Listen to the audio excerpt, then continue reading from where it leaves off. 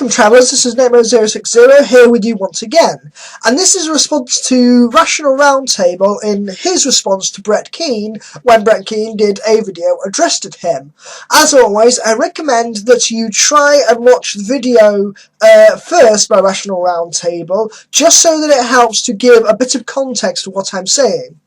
Now, Rational Roundtable is someone who I quite admire, because he is a generally good person and is someone who uses Christianity in a positive manner, which is something I try to respect as a humanist. I always try and respect the person when they are genuinely good people, rather than to attack a person based solely on their religious beliefs. So in this video, I will try and remain as respectful as possible to the person, as I always do. Now, in this video, Brett Keane asked Rational Roundtable, what if Jesus was the devil in disguise and just trying to trick you, or something to that effect, because I'm paraphrasing here.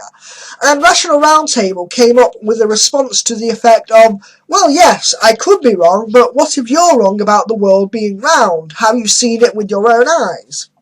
And he also mentioned how debates between theists and atheists are quite frivolous, because it only addresses a very specific sect of Christianity who take the Bible on a literal basis. Now, here is my main problem with this argument, and why I think that using scriptures is very important and necessary when debating theists, because most of the time when we are debating with theists, we are debating on the notion of Christianity.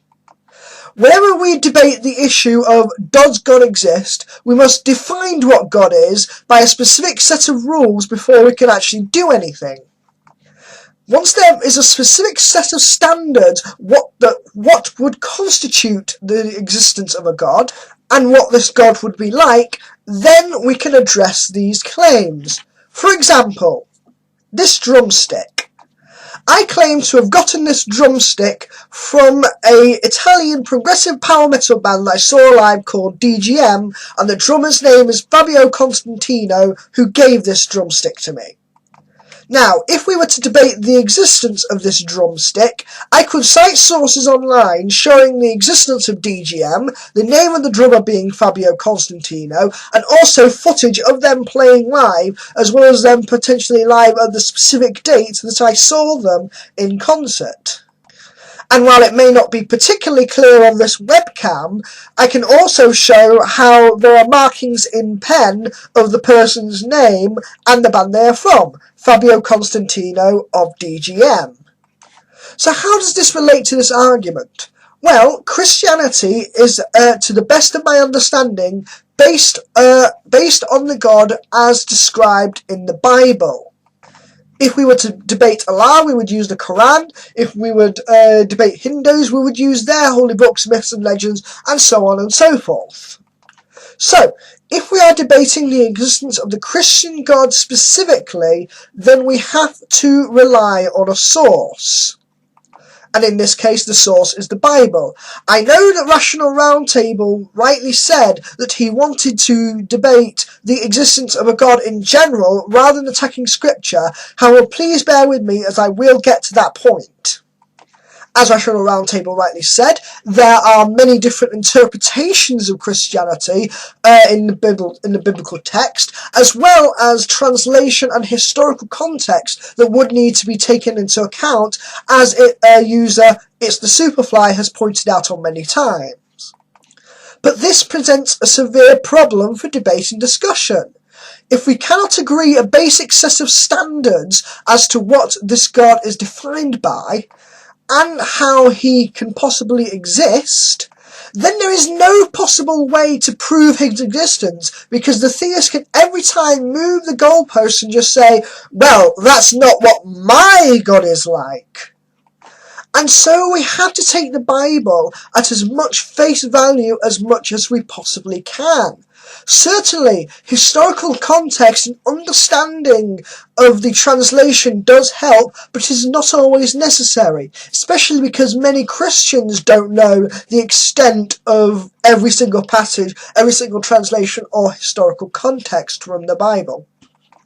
Many moderate Christians like Rational Roundtable will read passages from the Bible a certain way, or even exclude passages altogether because they desire to promote the existence of a peaceful and loving God. And this is a certainly admirable behaviour as a humanist, because they are just trying to spread a positive message.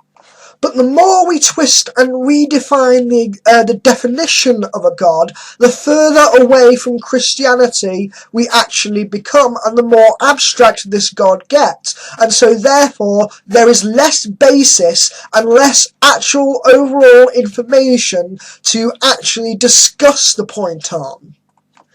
And if we follow the logic of Rational Roundtable of, well, maybe there is a God, but maybe he is an asshole, but he still might be there, then we go into the realms of deism, where an undefined and basically unknowable higher power, just some sort of vague notion of a higher power or God exists, although it doesn't give a shit about us and thus is not worthy of praise. So in closing, the reason that atheists will often debate,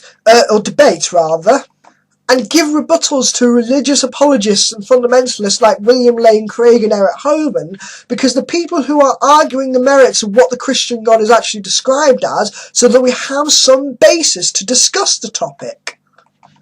Because until we can define what a general sort of God is, and give it some sort of properties or understanding to test it by, or at least evaluate the claims by, then debating it is completely pointless.